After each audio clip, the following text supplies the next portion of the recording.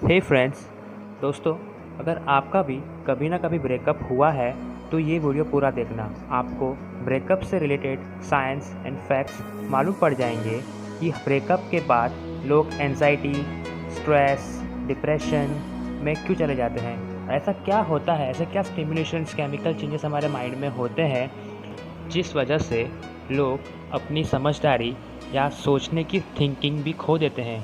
लोग अपने पार्टनर से बहुत ही अटैच हो जाते हैं, जिसके कारण वो उनसे फ़ोन पे दिन रात बात करते हैं, और जब उनका ब्रेकअप होता है तो एक वो अनसर्टन एक्टिविटी जो हमारे माइंड में होती है, जिस वजह से लोग अपना काबू खो बैठते हैं, और आजकल तो लोग कबीर सिंह ही बन जा रहे हैं।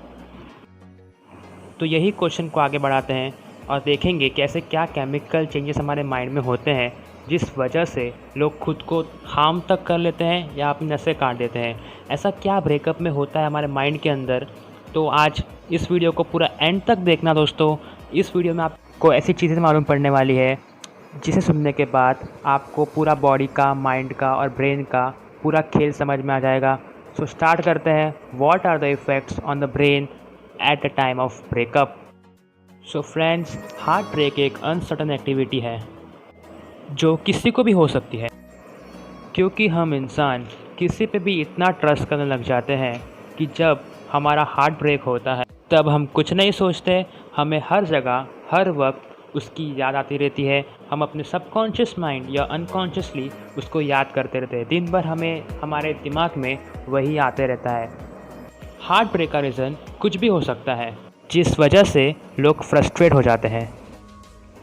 रिसर्चर्स ने पाया कि जो ब्रेन का एंटीरियर सिंगुलेट कॉर्टेक्स होता है, जो हिस्सा फिज़िकल पेन होने पे एक्टिवेट होता है, वही हिस्सा तब एक्टिवेट होता है जब हमें इमोशनल पेन होता है। मतलब इमोशनल पेन और फिज़िकल पेन सेम होते हैं।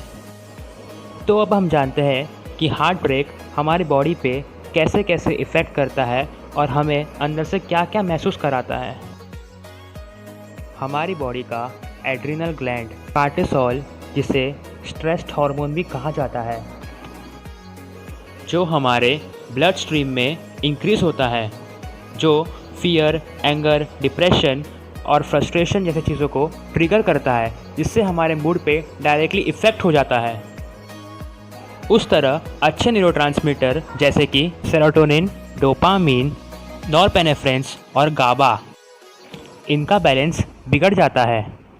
और दोस्तों, जब एक रिसर्चर ने एक हार्ट ब्रेक पेशेंट की ब्रेन स्कैन की, इट्स क्वाइट सिमिलर दैन जब कोई अल्कोहल एडिक्ट या सिगरेट का जो एडिक्ट होता है उसके बाद जो उनके सिम्टम्स होते हैं, वही सिमिलर सिम्टम्स पाए गए जिनका हार्ट ब्रेक हुआ था। तो वेल फ्रेंड्स, ऐसे क्या कारण है जिसके वजह से हार्ट ब्रेक एक हमारे लिए सबसे बड़ी समस्या हो चुकी है, जिस वजह से लोग अपने आप को लोगों से बहुत दूर कर देते हैं और आइसोलेट हो जाते हैं, और फिर लोग ड्रग, हेरोइन और सिगरेट जैसी चीज़ों का इस्तेमाल करते हैं अपना पेन दूर करने के लिए।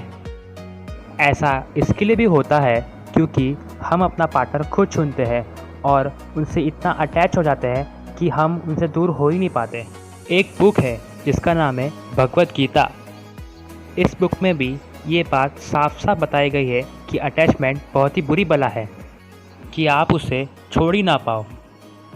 तो वेल फ्रेंड्स, ब्रेकअप से ओवरकम करने का एक ही तरीका है कि हम अपने माइंड को डाइवर्ट करें और हम अपने गोल्स पर लगाएं।